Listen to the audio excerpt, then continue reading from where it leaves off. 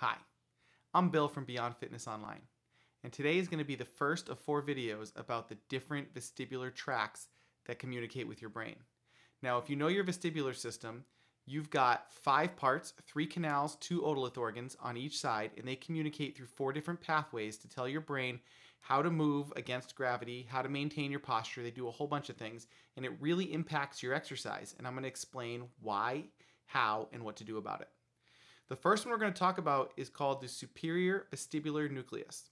Now that goes into your pons, and that is in the middle of your brainstem, and that helps to facilitate extension movements. So if you're trying to extend into a stretch or do an extension resistance exercise, this is going to be a really good help for you. The main job of this pathway is to help coordinate your eyes and your head movements together. So as your head moves, your eyes should be able to maintain contact with a visual target.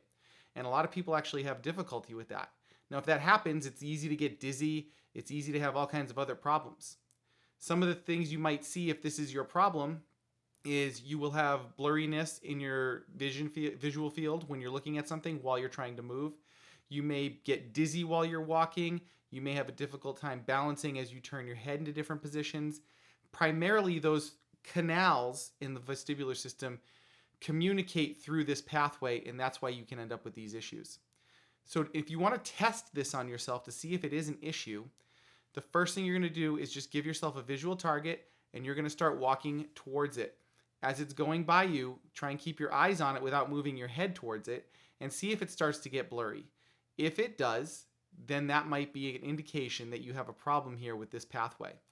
So in order to improve this, we want to do an exercise called a VOR, and we want to do it with facial sensation. And the reason is because this pathway goes right in between cranial nerves 5 and 6. Cranial nerve 5 is a very thick cranial nerve that has a lot to do with facial sensation.